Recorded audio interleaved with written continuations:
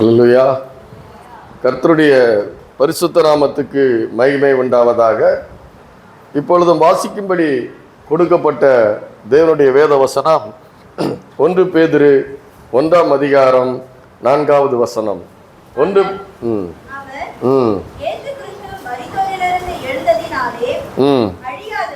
அழியாததும் மாசற்றதும் வாடாததுமாகிய சுதந்திரத்துக்கு ஏதுவாக ஜீவனுள்ள நம்பிக்கை உண்டாகும்படி தமது மிகுந்த இரக்கத்தின்படியே நம்மை மறுபடியும் ஜெனிப்பித்தார். அல்லேலூயா.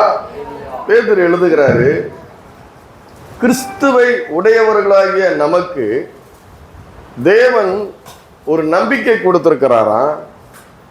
அந்த நம்பிக்கையை எப்படி சொல்றாரு? அது ஜீவனுள்ள நம்பிக்கை. அல்லேலூயா. அந்த நம்பிக்கை எப்படிப்பட்ட நம்பிக்கை? ஜீவனுள்ள நம்பிக்கை. எல்லாருக்கும் நம்பிக்கை இருக்கு. மனுஷர்களா இருக்கிற எல்லாருக்கும் ஒரு நம்பிக்கை இருக்கு. ஆனா கிறிஸ்துவை இரட்சகராக தன்னுடைய இருதயத்தில் ஏற்றுக்கொண்ட ஒவ்வொருவருக்கும் ஒரு ஜீவனுள்ள ஒரு நம்பிக்கை இருக்கிறது என்று பேதுரு எழுதுகிறார். அல்லேலூயா. ஜீவன்னா அந்த நம்பிக்கையில் என்ன இருக்குது? ஒரு உயிர் இருக்குது. அல்லேலூயா. அந்த நம்பிக்கையில் ஒரு ஜீவன் இருக்குது. அதுக்கு தான் நான் உங்களுக்கு போன தடவை நான் உங்களுக்கு எடுத்து காமிச்சேன். என்ன எடுத்து காமிச்சேன்? அன்னாள் அவளுக்கு ஒரு பெரிய நம்பிக்கை இருந்தது. சிமியோனுக்கு ஒரு நம்பிக்கை இருந்தது. அந்த இன்னொரு அன்னாள் புதிய ஏற்பாட்டில் ஆலயத்தை விட்டு இரவும் பகலும் உபவாசம் இருந்த ஒரு அன்னாள், அந்த ஒரு விதவை, அந்த அன்னாளுக்கு ஒரு நம்பிக்கை இருந்தது. அந்த நம்பிக்கையெல்லாம் நிறைவேறினது. அல்லேலூயா. அந்த நம்பிக்கை நிறைவேறினது. அது மாத்திரமல்ல, அவர்களுக்கு அந்த நம்பிக்கை நிமித்தமாக தேவன் அவர்களுக்கு கொடுத்த வெளிப்பாடுகள் எல்லாம் ரொம்ப அற்புதமான வெளிப்பாடுகள். அல்லேலூயா.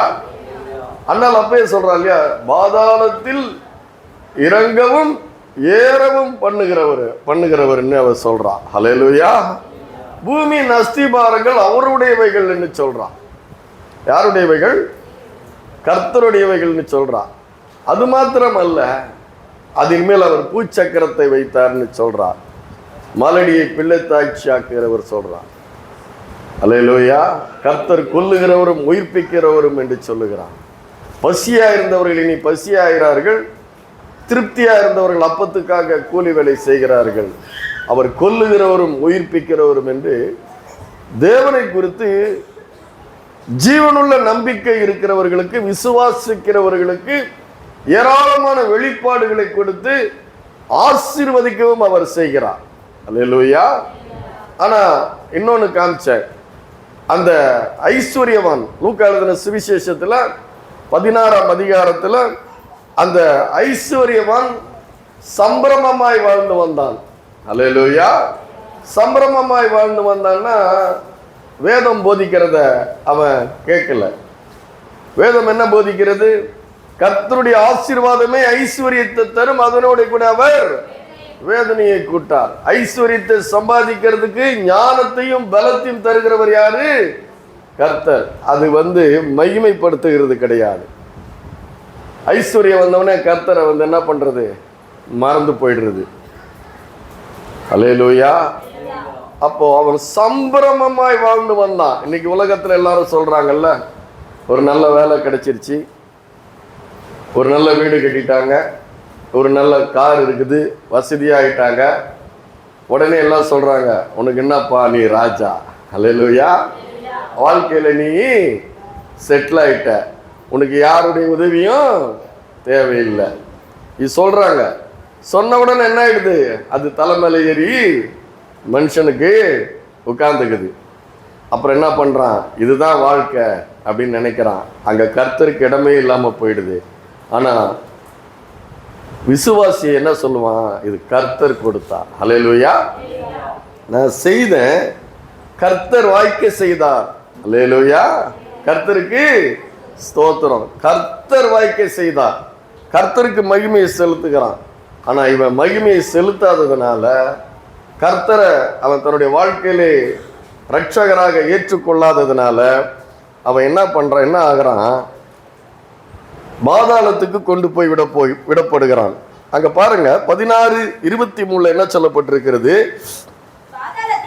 பாதாளத்திலே அவன் வேதனைப்படுகிற பொழுது தன் கண்களை ஏறெடுத்து தூரத்திலே ஆபிரகாமையும் அவன் மடியிலே லாசருவையும் கண்டான். அப்பொழுது அவன் தகப்பனாகி ஆபிரகாமே, நீர் எனக்கு இறங்கி லாசரு தன் விரலின் நுனியை தண்ணீரில் தோய்த்து என் நாவை குளிர பண்ணும்படி அவனை அனுப்ப வேண்டும். இந்த அக்னி ஜுவாலையில் வேதனைப்படுகிறேனே என்று கூப்பிடுகிறான். அங்க வேதனை, இங்க எல்லாத்தையும் அனுபவிச்சான். கர்த்தருக்கு மகிமை செலுத்தல, கர்த்தரை ஏற்றுக்கொள்ளல. இப்ப அவன் பாதாளத்துல போய் வேதனைப்படுகிறான். அங்க போயிட்டு ஆபிரகாம தகப்பனேன்னு கூப்பிடுறான். என்ன கூப்பிடுறான்? தகப்பனே. அப்படின்னா என்ன? ஆபிரகாம் இவனுக்கு முற்பிதா. அந்த இஸ்ரவேல் தான் இவனு இஸ்ரவேலன் தான். தன் தேவனை அறிந்தவன் தான். ஆனா தேவனை அறிந்தவன் தேவனுக்கு மகிமைய செலுத்தல. ஆபிரகாம் என்ன சொல்றான் பாருங்க, மகனே. அவனுக்கும் தெரியுது இவன் என்னுடைய குமாரன் தான், என்னுடைய சந்ததியில பிறந்தவன் தான். ஆனா இவன் தேவனை மறுதளித்தவனா இருக்கிறான்னு சொல்லிட்டு தான் சொல்றான். அதற்கு ஆபிரகாம், மகனே, நீ பூமியில உயிரோடு இருக்கும் காலத்தில் உன் நன்மைகளை நீ அனுபவித்தாய், லாசருவும் அப்படியே தீமைகளை அனுபவித்தான். அதை நினைத்துக்கொள். இப்பொழுது அவன் தேற்றப்படுகிறான், நீயோ வேதனைப்படுகிறாய். அல்லேலூயா. அப்ப அது மாத்திரம் அல்ல, அதுக்கு பிற்பாடு பார்த்தீங்கன்னா அவனுடைய மரிக்கிறான் இல்லையா, மரிச்சிட்டா எல்லாமே போய் முடிஞ்சு போயிடுதுன்னு நினைக்கிறோம் இல்லையா. செத்துட்டா எல்லாமே, அல்லேலூயா, செத்துட்டா எல்லாம் முடிஞ்சதுன்னு நினைக்கிறோம். எத்தனை பேர் அப்படி நினைக்கிறோம்? இல்ல, செத்துட்டா அதோட முடியறது இல்லை. அவனுடைய நினைவுகள், ஒரு மனிதனுடைய நினைவுகள் எதுவுமே அழிந்து போவதில்லை. ஏன்னா அவன் ஆத்மாவா இருக்கிறான், சரீரம் தான் அழியுது. அவன் ஆவி ஆத்மாவாக இருக்கிறான். அந்த ஆவி ஆத்மாவாக இருக்கிறவனுடைய நினைவுகள் எதுவுமே அழிந்து போவதில்லை. அல்லேலூயா. பூமியில அவன் எப்படி இருந்தானோ, எப்படி வாழ்ந்தானோ, என்னவெல்லாம் செய்தானோ, என்னவெல்லாம் பேசினானோ, என்னவெல்லாம் கிரியைகள் செய்தானோ, எதுவுமே மறந்து போகாதுங்க. எதுவுமே மறந்து போகாது. இன்னைக்கு அதுதான் டாபிக். அல்லேலூயா. செத்துட்டா எல்லாம் முடிஞ்சு போச்சு நினைக்கிறோம்ல, முடியல. அங்க பாருங்க, காட்டுறேன் பாருங்க. பாருங்க என்ன சொல்றான் 27வது வசனத்துல, 26ல படிங்க. அதுவும் அல்லாமல் இவ்விடத்திலிருந்து உங்களிடத்திற்கு கடந்து போகவும் அவ்விடத்திலிருந்து எங்களிடத்திற்கு கடந்து வரவும் மனது உள்ளவர்களுக்கும் கூடாதபடிக்கும் எங்களுக்கும் உங்களுக்கும் நடுவே பெரும் பிளவு உண்டாக்கப்பட்டிருக்கிறதுன்னு ஆபிரகாம் சொல்றாரு. அப்ப அவன் சொல்றான் பாருங்க. அப்பொழுது அவன், அப்படியானால் தகப்பனே, எனக்கு 5 சகோதரர் உண்டு,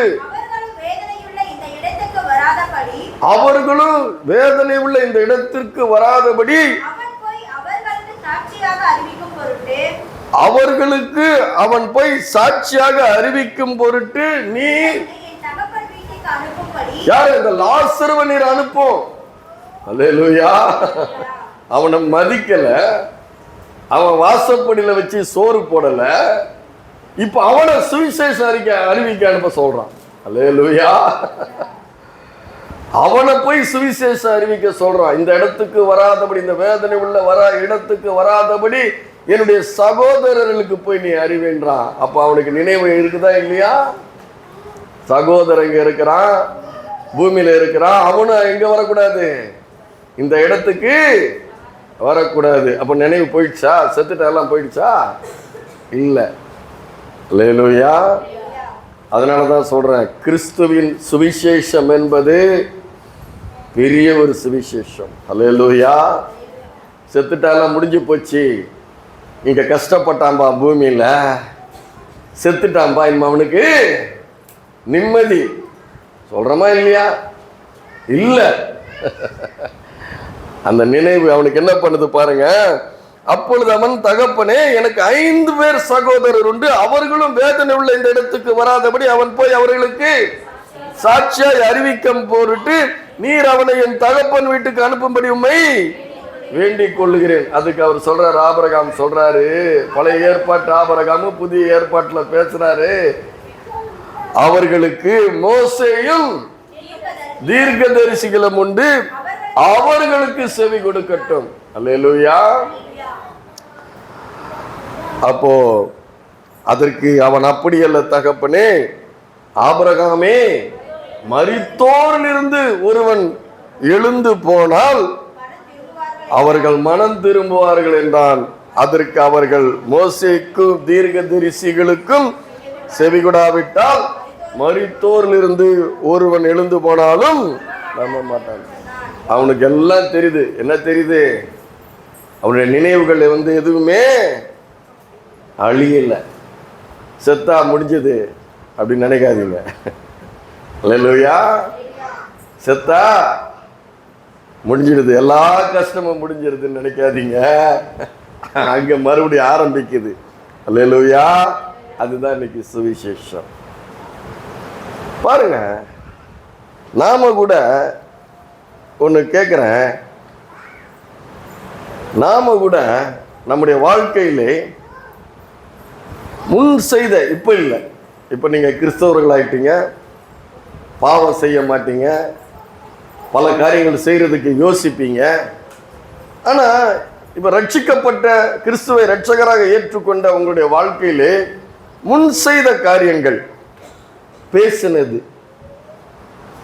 ஏதோ ஒன்று செய்தது, அல்லேலூயா, அங்க போகாம இருந்திருக்கலாம், அந்த வார்த்தையை பேசாம இருந்திருக்கலாம், இல்ல அதை செய்யாம இருந்திருக்கலாம்.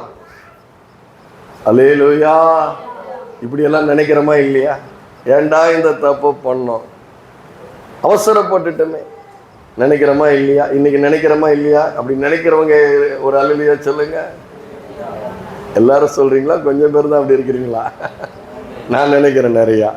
அப்பப்போ ஒரு ஒரு சூழ்நிலை மோசமா இருக்கும் பொழுது, நான் நினைக்கிறது எனக்கு வேண்டியது நடக்காது இருக்கும் பொழுது, நான் அப்படி நினைக்கிறேன், நம்ம அன்னைக்கு பண்ணிட்டோம், தப்பு பண்ணிட்டோம் நினைக்கும் போது உள்ள என்ன ஆகுது? வேதனைப்படுதா இல்லையா? அப்படிலாம் இல்லையா? அல்லேலூயா. ஒழுங்கா படிச்சிருக்கலாமே, டிவி பார்க்காம, மார்க்கு கம்மியா எடுத்துட்டோமே, ரீல்ஸா பார்த்து டைமை வேஸ்ட் பண்ணிட்டோமே, தள்ளி தள்ளி தள்ளி பார்த்து. அல்லேலூயா. பின்னாடி வேதனைப்படக்கூடாது. நம்ம எல்லாருமே அதுல இருக்கிறோம். எல்லாருமே இதுல என்ன இருக்கிறோம்? இதுல எல்லாருமே அடக்கம். அல்லேலூயா. அதனாலதான் சுவிசேஷம் அறிவிக்கப்படுகிறது. அல்லேலூயா. அதனாலதான் அவர் சொல்றாரு, அவர்களுக்கு மோசேயும் தீர்க்கதரிசிகளும் உண்டு, அதான் எழுதி கொடுத்திருக்கிறார். அல்லேலூயா.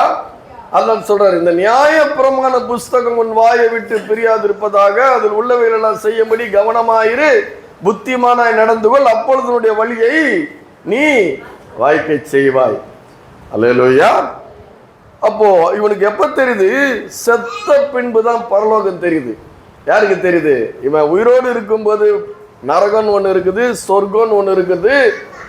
ஆனா அது எப்ப தெரியுது இவனுக்கு? அது எப்ப நம்புறான்? செத்து நரகத்துக்கு போன பிறதான் நம்புறான். அல்லேலூயா. அது மாத்திரமல்ல, அதனாலதான் அவர் சொல்றாரு, ஆண்டவரு, இது நற்செய்தி. அல்லேலூயா. இது நமக்கு நற்செய்தி, நமக்கு அறிவிக்கப்பட்டு இருக்கிறது. சுவிசேஷம் என்பது நமக்கு நற்செய்தி. எங்க போறதுக்கு? தேவனோடு கூட ஐக்கியமாயிருப்பதற்கு.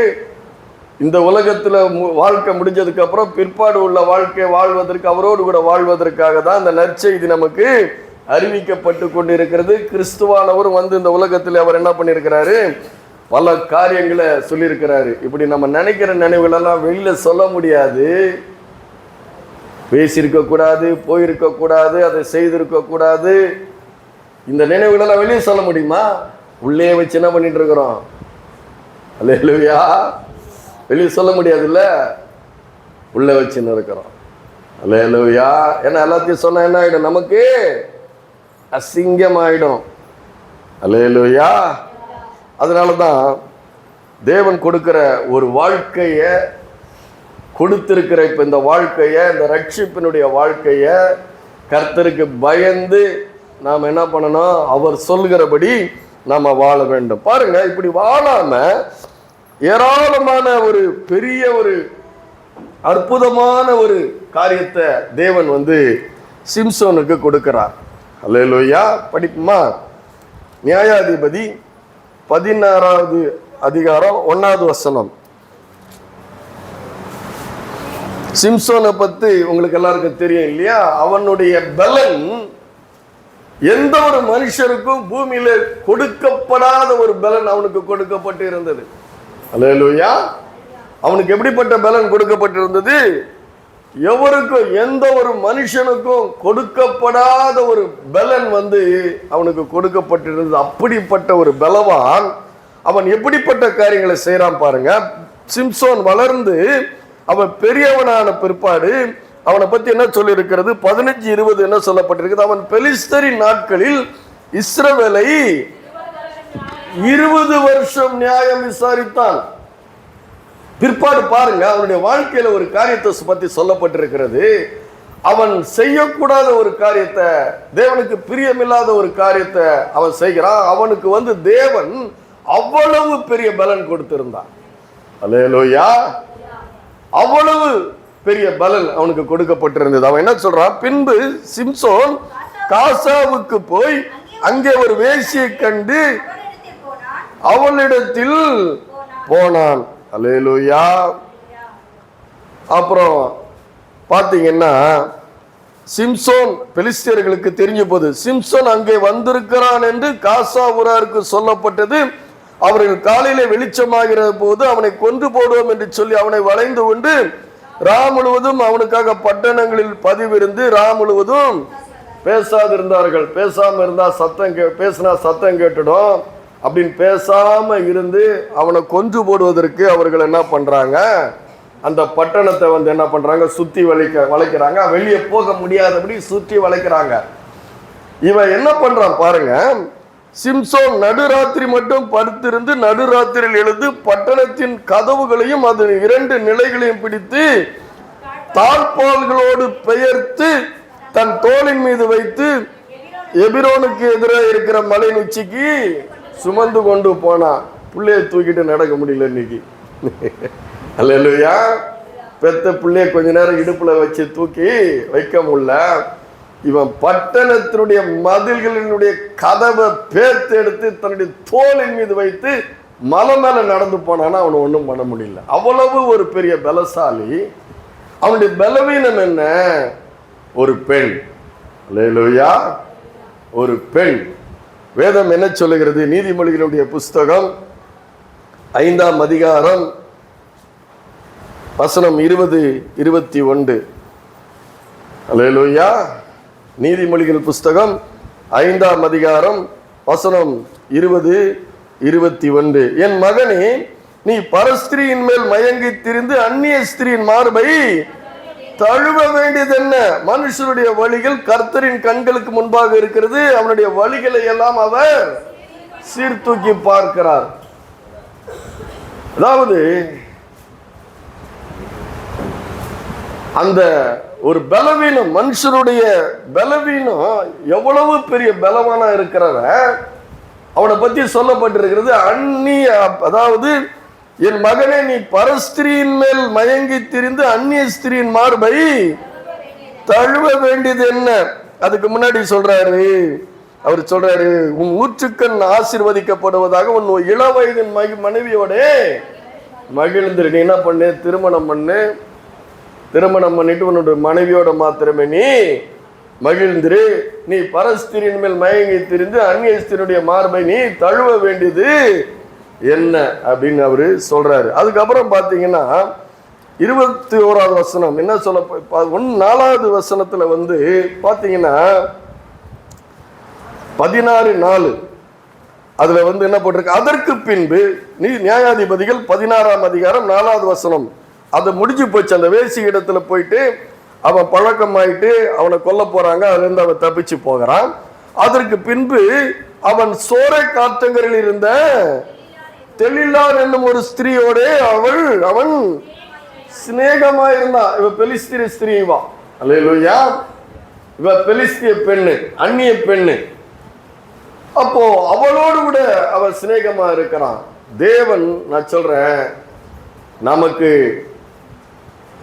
கொடுக்கப்பட்ட ஒரு வாழ்க்கையிலே எந்த நோக்கத்துக்காக நம்ம அவர் சொல்றாரு இல்லையா, பவுல் சொல்றாரு இல்லையா, அழைக்கப்பட்ட அழைப்புக்கு பாத்திரவானாய் நீ நடக்க வேண்டும்.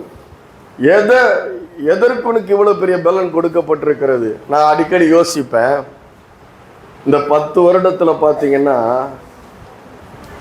ஒரு வாரம், ஒரு 2 வாரம், இல்லை மொத்தத்துல ஒரு 5 வாரம், 540 வாரம் வருதுன்னா சொந்த ஊருக்கு போகும்போது தான் நான் பிரசங்கம் பண்ண வராமல் இருந்திருப்பேன். மற்ற ஒவ்வொரு வாரம் என்ன பண்ணுவேன், எந்த வேலை இருந்தாலும் அதை பார்க்க மாட்டேன், சபையில் பிரசங்கம் பண்ணுவேன். ஏன்னா எனக்கு அது கொடுக்கப்பட்ட ஒரு பெரிய கிருபையாக நான் நினைப்பேன். அப்போ அது போல நம்ம கொடுக்கப்பட்ட ஒரு வாழ்க்கையில கொடுக்கப்பட்ட தேவனுடைய சித்தத்தை நிறைவேற்றுவதற்கு தடையாக இருக்கிற பலவீனமான பல காரியங்கள் நம்ம இடத்துல இருக்குது. நீங்க நினைக்கலாம், என்னடா இவரு ஒரு வேசியை பத்தி பேசுறாரு, சிம்சோனை பத்தி பேசுறாரு, நாமெல்லாம் அப்படி இல்லையன்ட்டு. இது மாத்திரம் இல்லைங்க, அற்பமான சின்ன சின்ன காரியங்கள் கூட தேவனுடைய சித்தத்திலிருந்து நம்ம விலக்கி போடுறதுக்கு இது பண்ணலாம். அல்லேலூயா.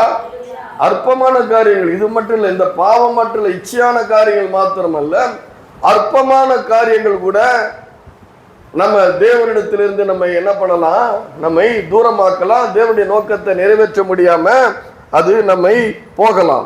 அப்ப இவன் பாருங்க, மறுபடியும் ஒரு பெண்ணிடத்துல போகிறான். அல்லேலூயா. இவன் ஒரு நசரேய விரதம் உள்ளவன். சில காரியங்களை இவன் செய்யவே கூடாது, ஆனா அந்த காரியங்கள் எல்லாம் அந்த பலன் இருந்தும் இவனுடைய பலவீனத்தினாலே இப்படிப்பட்ட காரியங்களை செய்கிறான். அப்ப பாத்தீங்கன்னா அதுக்கு அடுத்த வசனம் அதே இதுல 16வது வசனம் பாருங்க. அது நிமித்தமாக அவன் எப்படி பாடுபடுறான். அவனுடைய ஆத்மா பாவ காரியத்தை, இச்சையான காரியத்தை, தேவனுக்கு பிரியமில்லாத காரியத்தை ஒரு மனுஷன் செய்யும் பொழுது அவனுடைய ஆத்மா எப்படிப்பட்ட பாடுகளை படுகிறதுன்னு நீங்க படிச்சு பாருங்க.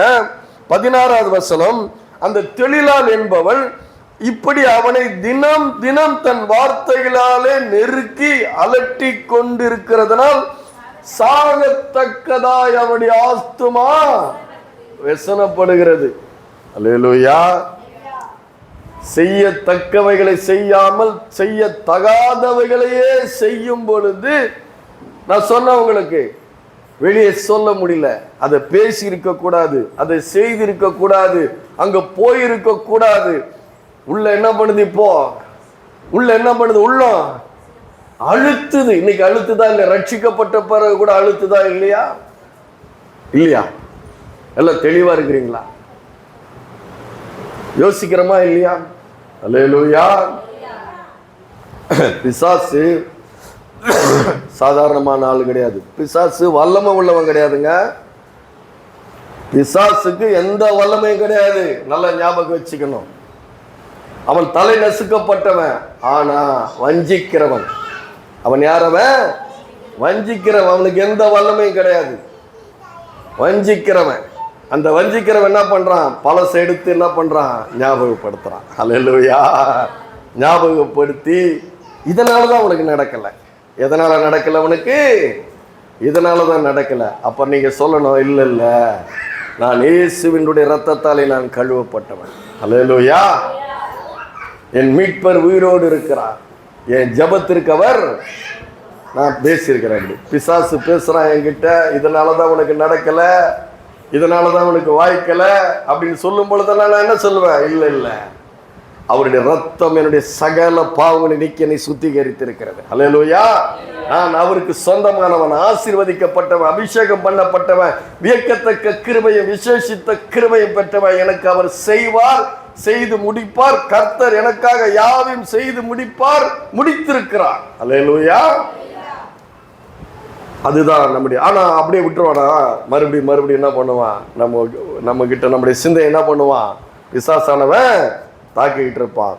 அவனுடைய ஆத்மனுடைய அவனுடைய வாழ்க்கையில் இருக்கிறதுனால அவனை கொலை செய்வதற்காக, அவனுடைய பலன் எங்க இருக்கிறதுன்னு தெரிஞ்சுக்கிறதுக்காக அவன் என்ன பண்றான், எங்க இருக்குது, எங்க இருக்கிற, நீ யாரோடு கூட இருக்கிற, ஆண்டவர் நமக்கு ஜீவனை கொடுக்கிறவர். அவர் சொல்றாரு, நான் உனக்கு உயிர்த்தெழுதலும் ஜீவனமா இருக்கிறேன். பிசாசு என்ன பண்றான், அந்த ஆத்மாவை அழித்து போட வகை தேடுகிறான். அதுதான் இங்க நடக்குது. இப்படி அவனை தினம் தினம் தன் வார்த்தைகளால நெருக்கி அலட்டி கொண்டு இருக்கிறதுனால் சாகத்தக்கதாய் அவன் ஆத்மா விசனப்பட்டு.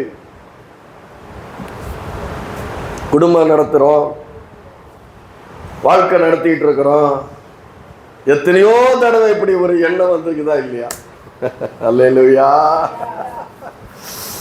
வருது. பிசாசானவன் திருடன் திருடவும் அழிக்கும் கொல்லவும் வருகிறானே என்று வேறொன்றுக்கும் வரான். உன் சிந்தையில தான் வருவான். செத்துடு, பிரச்சனை முடிஞ்சிடும். அல்லேலூயா. அப்படி செத்துட்டா என்ன ஆகும்? அங்க போயிட்டு ஆண்டவருடைய சன்னிதானத்துல போக முடியுமா? நாமளே கொண்டுகிட்டா போக முடியுமா? போக முடியாது. அல்லேலூயா. அதான் பிசாசு நம்ம கொல்லவும் அழிக்கவும், திருடன் திருடவும் கொல்லவும் அழிக்கவும் வருகிறானே என்று வேறொன்றுக்கும் வரான். கர்த்தர் காலை பிடிக்கணும். அப்பதான் அல்லேலூயா. எப்படிப்பட்ட சோதனையா இருந்தாலும், எப்படிப்பட்ட வேதனையா இருந்தாலும் யாரை காலை பிடிக்கணும்? அல்லேலூயா. வெண்கல பாதங்களை உடையவருடைய பாதங்களிலே ஆணி கடாவப்பட்டது நம்முடைய பாவங்களுக்காக. அல்லேலூயா. அப்போ அந்த அவனுடைய ஆத்மா சாகத்தக்கதாய் அவனுடைய ஆத்மா விசனப்பட்டதுன்னா, அவனுடைய வாழ்க்கை நீண்ட நெடிய வாழ்க்கை. இந்த பூமியிலே தேவன் அவனை ஒரு நோக்கத்துக்காக சிருஷ்டித்து அவன் இஸ்ரவேல் ஜனங்களுக்கு நன்மை செய்து நீண்ட நாள் உயிரோடு இருந்து நன்மை செய்து அவன் வாழணும்னு அவனுக்கு ஆண்டவர் பலன் கொடுத்திருக்கிறாரு. ஆனா அந்த தெளிலால் அவனுடைய ஆத்மாவை சாகத்தக்கதாய் அவன் ஆத்மாவை வெசனப்பட வைக்கிறான். அப்படின்னா அவனுடைய வாழ்க்கையினுடைய முடிவை சீக்கிரம் வர வைக்கிறான். முடிவு சுருக்குது, வாழ்க்கையை சுருக்கிறான். அவனுடைய வாழ்க்கை நீண்ட வாழ்க்கைய நன்மை செய்து வாழ்கிற அந்த வாழ்க்கைய பவுல் ஒரு இடத்துல சொல்றாரு இல்லையா, நான் கிறிஸ்துவோடு இருக்க ஆசைப்படுகிறேன். அதாவது மரித்து நான் கிறிஸ்துவோடு இருக்க ஆசைப்படுகிறேன், ஆனால் நான் உயிரோடு இருப்பது உங்களுக்கு பிரயோஜனமா இருக்குன்னு எழுதுறாரு. அல்லேலூயா. அப்படி பிரயோஜனம் உள்ள வாழ்க்கை வாழ அவன் கொடுக்கப்பட்ட அந்த வாழ்க்கைய இச்சையான காரியங்களினாலே, பாவத்தினாலே, பாவமான காரியங்களினாலே, தேவனுக்கு பிரியமில்லாத காரியங்களை வாழ்ந்து கொண்டிருக்கும் போது, அப்படிப்பட்ட உறவில் அவன் இருக்கும் பொழுது, அவன் ஆத்மா மரணத்துக்கு எதிராக விசனப்படும் பொழுது அவனுடைய வாழ்க்கை சுருக்கப்படுகிறது. ஆத்மா மரணத்துக்கு எதுவாக விசனப்படுறான். சாகரத்துக்கு அளவுக்கு அவனுடைய இருதயம் என்ன பண்ணுது? யாரால? அந்த அந்நிய ஸ்திரியால, தகாத உறவுல இருக்கிறதுனால அவனுடைய ஆத்மா மரணத்துக்கு எதுவாக விசனப்படுகிறதா இருக்கிறது. ஹல்லேலூயா. அதான் திருடன் கூட இருந்தா ஒரு ஆள் சொன்னார் பாருங்க, ஐயையோ இவன் பெரிய ரவுடி, இவன் கூட நம்ம நடந்து போனா அவன் மேல படுற கத்தி நம்ம மேல கூட பட்டுடும், அதனால என்ன பண்ணக்கூடாது, அவங்க கூட போகக்கூடாது. அல்லேலூயா. அவன் மேல கத்தி எப்போ விழுன்னு தெரியாது, நம்ம அவன் கூட இருந்த அந்த கத்தி. எத்தனை பேர் இந்த மாதிரி ஒண்ணுமே செய்யாதவங்க எல்லாம் செத்து போயிருக்கிறாங்க, உண்டா இல்லையா? அல்லேலூயா. அதான் யாரோட இருக்கணும்? அல்லேலூயா. துன்மார்க்குடைய ஆலோசனை நடவாமலும், பாவின் வழி நில்லாமலும், பரியாசக்காரர் உட்காரும் இடத்தில் உட்காராமலும், கர்த்தருடைய வேதத்தில் தியானமா இருக்கிற மனுஷன் ஆசீர்வதிக்கப்பட்டவன். அல்லேலூயா. அப்ப இப்படிப்பட்ட ஒரு இருந்தனால அவன் ஆத்மா என்ன பண்ணுது? விசனப்படுது. அவனுடைய வாழ்க்கை என்ன பண்ணுது? சுருக்கமாகுது, அந்தமாகுது, முடிவாகிறது. அதனாலதான் சொல்றார் ஆண்டவர், பாவம் செய்கிற ஆத்மா சாகவே டபுள் இம்ப்ரெஷன், 2 தடவை சொல்றாரு சாகவே. ஆனா அதே ஆண்டவர் சொல்றாரு, உன்னை பெருகவே பெருக செய்வேன், உன் பேரை பெருமைப்படுத்துவேன், உன்னை ஆசீர்வதிக்கவே ஆசீர்வதிப்பேன், நிச்சயமாகவே உன்னை. அதுவும் இருக்குது. எதுவும் இருக்குது? பாவம் செய்கிற ஆத்துமா சாகவே சாகும், உன்னை ஆசீர்வதிக்கவே. நீ என் வார்த்தையை கேட்ட அவனை என்ன பண்ணுவேன்? என் வார்த்தைக்கு கீழ்ப்படிஞ்சா அவனை என்ன பண்ணுவேன்? ஆசீர்வதிக்கவே ஆசீர்வதிப்பேன், பெருகவே பெருக செய்வேன், நிச்சயமாகவே நான் உன்னை ஆசீர்வதிப்பேன் என்று மெய்யாகவே மெய்யாகவே சொல்றேன். அல்லேலூயா. ஏன்னா அதெல்லாம் நமக்கு அவருடைய வார்த்தையை விசுவாசிக்கும் போது நமக்கு என்ன இருக்குது? ஒரு ஜீவன் உள்ள ஒரு நம்பிக்கை இருக்கிறது. அந்த நம்பிக்கை அழியாதது, மாசற்றது, வாடாதது. அது சுதந்திரத்துக்கு ஏதுவான, தேவனுடைய சுதந்திரத்துக்கு ஏதுவான ஜீவனுள்ள ஒரு நம்பிக்கை. அல்லேலூயா கூட ரொம்ப குறைஞ்சு போகுது. என்னடா இது வேற மாதிரி இவரு கொண்டு போயிட்டு இருக்கிறாரு இவரு. அல்லேலூயா அல்லேலூயா. எங்கேயோ கை வைக்கிறாரு, நம்ம உள்ளத்துல இருக்கிறதெல்லாம் வெளியில வருது. இந்த மாதிரிலாம் எப்படி கரெக்டா சொல்றாருன்னு ஆண்டவர் கொடுக்கிறாரு. ஏன்னா கீழ்ப்படியாமையும் அசுத்தமான காரியங்களும் தான் நம்ம என்ன பண்ணுது? தேவனிடத்திலிருந்து பிரித்து, எங்க இருந்து பிரித்து? தேவனிடத்திலிருந்து பிரித்து இப்படிப்பட்ட ஒரு ஆத்மா விசனப்படுகிற வாழ்க்கையை, ஆத்மா மரணத்துக்கு ஏதுவாக விசனப்படுகிற வாழ்க்கையை நம்ம வாழ்க்கையில கொண்டு வருகிறது. ஆனா கர்த்தருக்கு பயந்து அவர் வழிகளில் நடக்கிற மனுஷன் பாக்கியவான். உன் கைகளில் பிரயாசத்தை நீ சாப்பிடுவார், உன் மனைவியின் வீட்டோரங்களில். அல்லேலூயா. இதெல்லாம் இருக்குது. உன் பிள்ளைகளின் இஸ்ரவேலுக்கு உண்டாக சமாதானத்தை நீ காண்பாய். இதெல்லாம் இருக்குது. ஆசீர்வாதம். கர்த்தருக்கு பயந்தா, கீழ்ப்படிஞ்சா, கர்த்தருக்கு பயந்து கீழ்ப்படிஞ்சு ஒரு பரிசுத்தமான ஒரு வாழ்க்கை வாழ்ந்தா அவருடைய செட்டைகளுக்குள்ள இருக்கலாம். அல்லேலூயா. கர்த்தருடைய நாமம் பலத்த துர்கம், நீதிமான் அதற்குள் ஓடி சுகமா இருப்பான். அல்லேலூயா. அப்போ இப்படிப்பட்ட வார்த்தை ஆண்டவர் சொல்லி, அதெல்லாம் ஆண்டவர் தான் கொடுத்திருக்கிறாரு. அதன்படி செஞ்சா அவர் நம்ம என்ன பண்ணுவாரு? அவர் நம்ம என்ன பண்ணுவாரு? பாதுகாப்பார். உன்னதமானவரின் மறைவில் இருக்கிறவன் சர்வ வல்லவருடைய நிழலில் தங்குவான். அல்லேலூயா. ஆனா அவருடைய வார்த்தைக்கு கீழ்ப்படியலன்னா, அவருடைய வார்த்தைக்கு கீழ்ப்படியாம அசுத்தமான ஒரு வாழ்க்கை வாழும் பொழுது அவர் நமக்கு கொடுக்கப்பட்டிருக்கிற ஒரு பாதுகாப்பு, நம்மோடு கூட இருக்கிற அந்த காரியம் நம்மை விட்டு விலகி விடுகிறது. சொல்ற வேத சொல்றதுல கர்த்தர் அவனை விட்டு விலகினார். 1 சாமுவேல் 16:14 எடுங்க. 1 சாமுவேல் 16:14 பாத்தீங்கன்னா, கர்த்தருடைய ஆவி சவுலை விட்டு நீங்கினார். அல்லேலூயா. என்ன சொல்லப்பட்டிருக்கிறது? கர்த்தருடைய ஆவி சவுலை விட்டு நீங்கினார். ஏன் நீங்கினாரு? அவ கீழ்ப்படி இல்லை. அல்லேலூயா. அதுக்கு முன்னாடி பாத்தீங்கன்னா 15வது அதிகாரம் 22வது வசனத்துல, அதற்கு சாமுவேல், கர்த்தருடைய சத்தத்துக்கு நீ கீழ்ப்படியாம, அல்லேலூயா, அதான் சொல்றாரு இல்லையா ஒரு இடத்துல, வேதத்தை கேளாதவருடைய ஜெபம் அருவருக்கப்பட்டது. அல்லேலூயா. வேதத்தை கேளாதவருடைய ஜெபம் அருவருப்பானது. அவர் சொல்றாரு, நீ பலி செலுத்திட்ட, நான் கர்த்தருக்கு அதை செய்துட்டேன் இதை செய்துட்டேன்னு சொல்ற, ஆனா கர்த்தருடைய சத்தத்துக்கு நீ கீழ்ப்படியே, கர்த்தர் சொன்னபடி நீ நடக்கலையே, கர்த்தருடைய வார்த்தைக்கு நீ கீழ்ப்படியிலையே. அதான் சொல்றாரு இல்லையா, கர்த்தருடைய சத்தத்துக்கு கீழ்ப்படுகிறதை பார்க்கிலும் சர்வானங்கிற தகனங்களும் பலிகளும் கர்த்தருக்கு பிரியமாயிருக்குமோ. பலியை பார்க்கிலும் கீழ்ப்படிதலும் ஆட்டு கடாக்கள் இனத்தை பார்க்கிலும் செவி கொடுத்தலே நலம். கீழ்ப்படினோம். கர்த்தர் உன்னோடு கூட இருக்கணும். கர்த்தரோட நீ இருக்கணும்னா, கர்த்தர் உன்னோடு கூட இருக்கணும். கர்த்தரோடு கூட நீ இருக்கணும்னா என்ன பண்ணணும்? கீழ்ப்படியணும். பரிசுத்தமா இருக்கணும், அசுத்தமா இருக்க கூடாது. 18:15 1 சாமுவேல் 18:15 பாருங்க.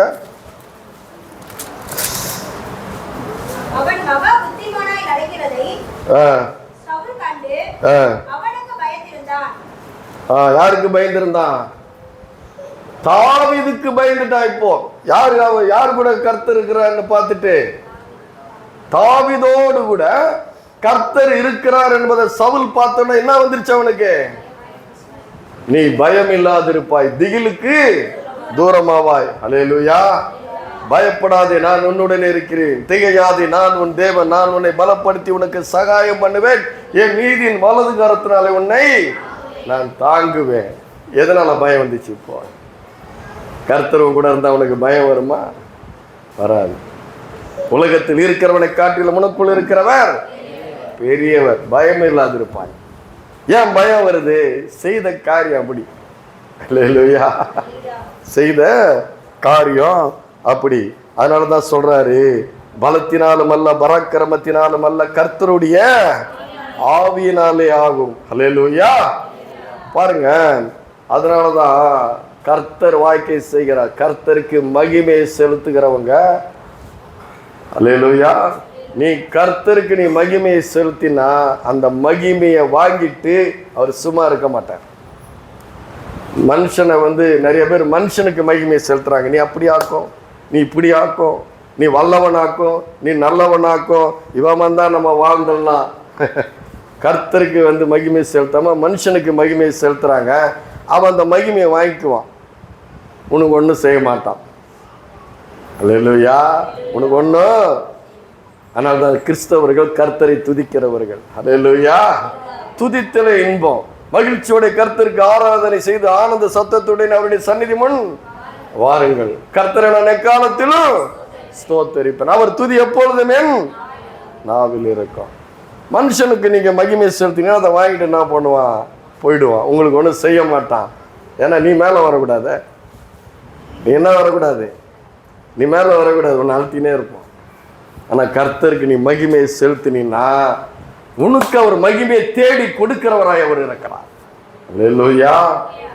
அவர் அப்படிப்பட்ட தேவன். அவருக்கு மகிமையை செலுத்தினா உனக்கு அவர் மகிமையை தேடி உனக்கு மகிமை கொடுப்பார். அப்பேற்பட்ட தேவனை நீங்கள் ஆராதித்துக் கொண்டிருக்கிறீர்கள். அல்லேலூயா. அதனாலதான் சொல்லப்பட்டிருக்கிறது, மேன்மை பாராட்டுகிறவன் இந்த பூமியில கர்த்தரை குறித்து மேன்மை பாராட்ட தக்கதாக அவரே தேவனால் நமக்கு ஞானமும் நீதியும் மீட்பும் பரிசுத்தமுமானார் என்று 1 கொரிந்தியர் 30:31 சொல்லுகிறது. அல்லேலூயா. அவருக்கு மகிமை செலுத்தணும், அவரை துதிக்கணும், அவரை ஆராதிக்கணும். அவர் ஆராதிக்கும் பொழுது இந்த மாதிரி மோசம் போக்கு மிச்சை பாவத்தினுடைய வஞ்சனை இவைகளிலிருந்து உன்னை விடுவிக்கிறவராயிருக்கிறார். வேடனின் கண்ணிக்கு உன் காலினை தப்பு வைக்கிறவராயிருக்கிறார். அல்லேலூயா. பகலில் பறக்கும் அம்புக்கும் இரவில் நடமாடும் கொள்ளை நோக்கி மத்தியானத்தில் பாலாக்கு சங்காரத்துக்கு நீ பயப்படாதிருப்பாய். உன் பக்கத்தில் 1000 பேர், உன் வலது புறத்தில் 10,000 பேர் விழுந்தாலும் அதை உன்னை அணுகாது. உன் கண்களால் மாத்திரம் நீ அதை பார்த்து துன்மார்க்கருக்கு வரும் பலனை காண்பாய். யார் அது? கர்த்தருக்குள்ள இருக்கிறவன், கர்த்தரை உனக்குள்ள வச்சிருக்கிறவன், கர்த்தருக்குள்ள இருக்கிறவன். அல்லேலூயா. தெளிலாளு கூட இல்ல, ஒரு வேசியோடு கூட இல்ல, ஒரு அந்நிய ஸ்திரீ கூட இல்ல, ஒரு அசுத்தமான இடத்துல இல்ல. அதனாலதான் யோபு பக்தன் சொல்கிறான், அசுத்தமானதிலிருந்து சுத்தமானதை பிறப்பிக்கத்தக்கவன் யார்? ஒருவனை இல்லை. ஆனா கர்த்தர் சொல்றாரு, நீ அக்கிரமத்திலையும் பாவத்திலையும் மரித்து போயிருக்கிற உளையான சேற்றில இருந்த உன்னை என்னுடைய ரத்தத்தாலே உன்னை கழுவி உன்னை பரிசுத்தமாக்கி தகுதியற்றவனை தகுதியாக வைத்திருக்கிறேன்னு சொல்லி கர்த்தர் சொல்லுகிறார். அல்லேலூயா. நம்ம அப்படிதான் மாத்தினாரு. நாமளோட அப்படிப்பட்டவங்கள தான் இருந்தோம். பாவத்தில் இருந்தோம், அக்கிரமத்தில் இருந்தோம், தேவனுக்கு மனதிலே சத்ருவா இருந்தோமா நம்முடைய முன் வாழ்க்கையில. இல்லைன்னு சொல்ல முடியுமா? அல்லேலூயா.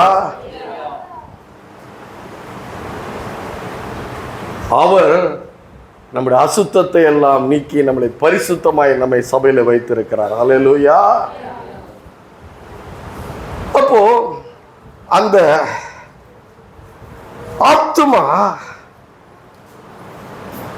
அந்த கொடுக்கப்பட்ட அந்த பலன், அந்த பலனை தேவனுக்கு நீங்க செலவழிக்கும் பொழுது தேவன் அதை என்ன பண்ணுவாரு? கனம் பண்ணுகிறார். என்னை கனம் பண்ணுகிறவரை நான் கனம் பண்ணுவேன். அல்லேலூயா. அவர் சொல்றாரு. அப்புறம் பார்த்தீங்கன்னா அவனை பத்தி போட்டிருக்குது. யாரை பத்தி போட்டிருக்குது?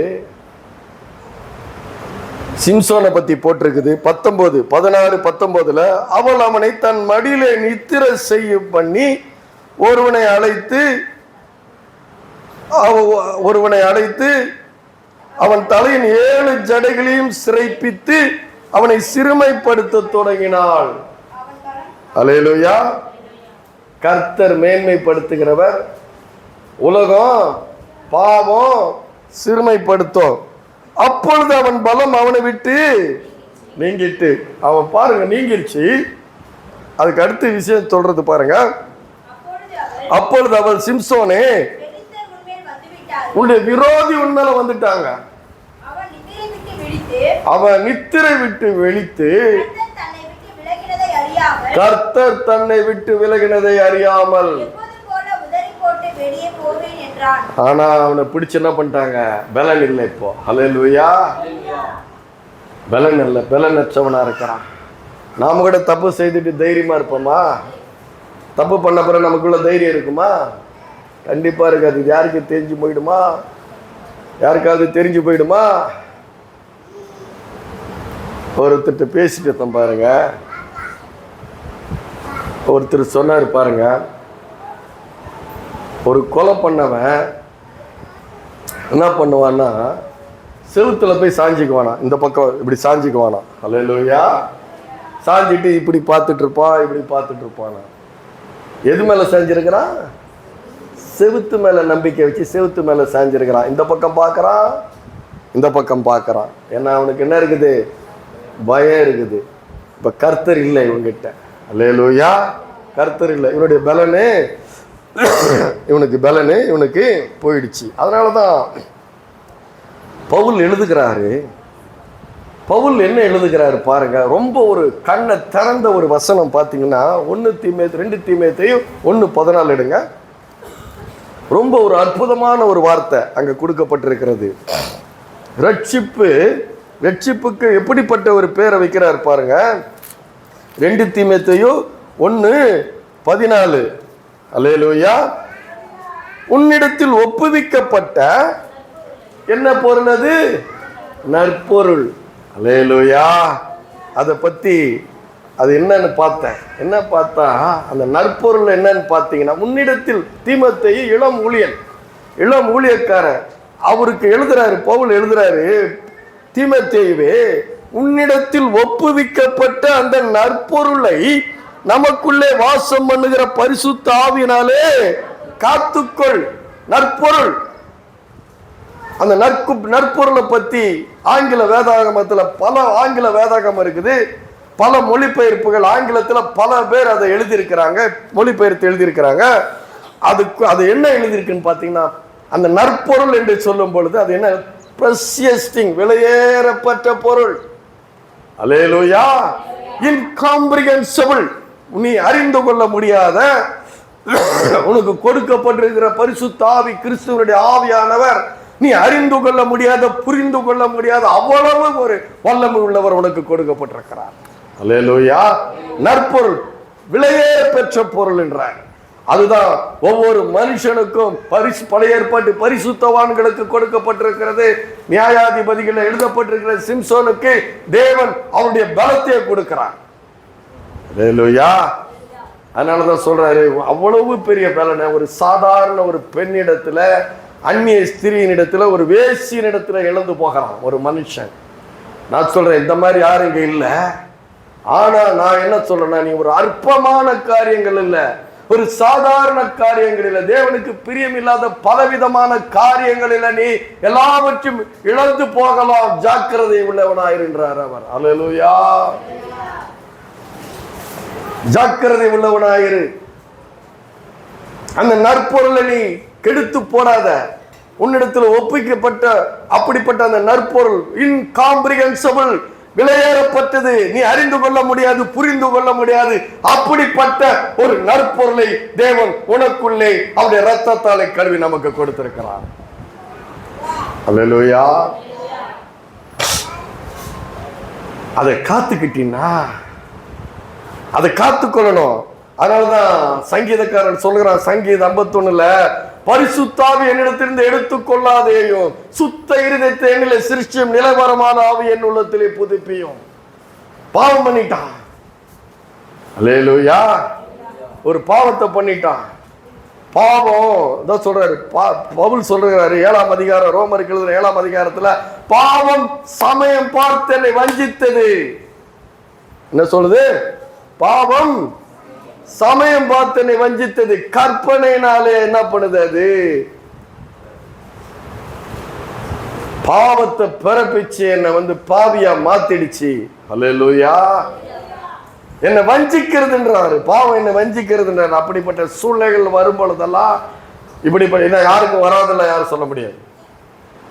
நீங்க கிறிஸ்துக்குள்ள இருக்கிறதுனால உங்களுக்கு எல்லாம் சோதனை வராதுன்னு சொல்ல முடியாது. பலவிதமான சோதனைகள் உங்க வாழ்க்கையில வரலாம், நீங்க விழுந்து போகலாம். அந்த நேரத்துல எல்லாம் நீங்க ஜெபம் பண்ண ஆரம்பிச்சீங்கன்னா, வேதத்தை வாசிக்க ஆரம்பிச்சீங்கன்னா, ஆராதிக்க ஆரம்பிச்சீங்கன்னா, அந்த பிசாசு உன்னை மோசம் போக்குற வஞ்சிக்கிற அந்த பிசாசரவனை நீ எப்படி தள்ளணும்?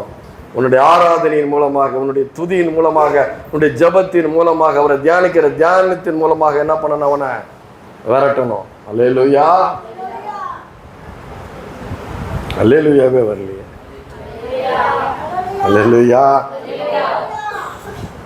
பார்த்தீங்கன்னா அந்த பாவம் அந்த நற்பொருளை என்ன பண்றது? கெடுக்கிறது, அழிக்கிறது. அல்லேலூயா. அதனாலதான் சங்கீதக்காரன் சொல்றாங்க இல்லையா, பரிசுத்த ஆவி என்னிடத்திலிருந்து எடுத்துக்கொள்ளாதேயும், சுத்த இருதயத்தை என்னிலே சிருஷ்டியும், நிலைவரமான ஆவி என் உள்ளத்திலே புதுப்பியும்.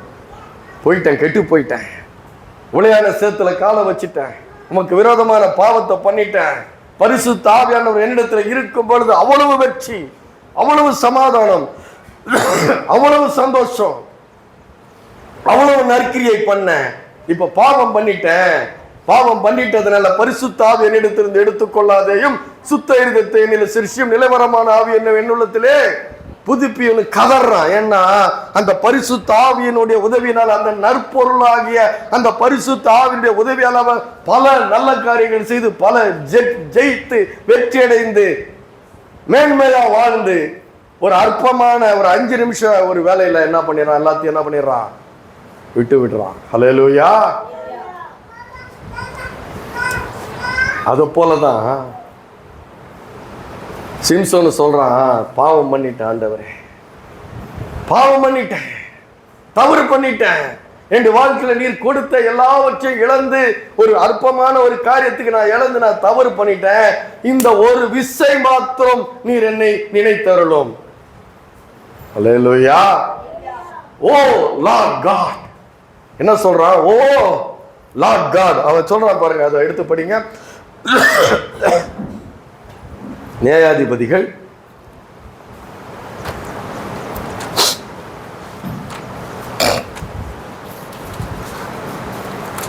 16, 18, 28 படிங்க. அப்பொழுது சிம்சோன் கர்த்தரை நோக்கி கூப்பிட்டு, கர்த்தராகிய ஆண்டவரே, அவன் ஒரு நிமிஷம் இருங்கம்மா, அவன் என்ன சொல்றான் பாருங்க. கர்த்தராகிய 2 ஏன் போடுறான்? ஏன் 2 போடுறான்? ஆண்டவரேன்னு சொன்னா பத்தாதா? கர்த்தரேன்னு சொன்னா பத்தாதா?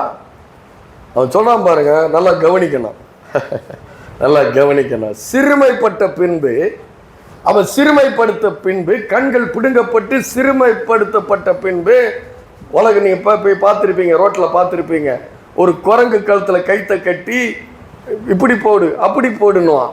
அதெல்லாம் அது பொண்ணு அந்த நிலைமைக்கு வந்துட்டான். அவ்வளோ பெரிய பலன், அவனை எத்தனை பேரும் ஒன்றும் பண்ண முடியாது.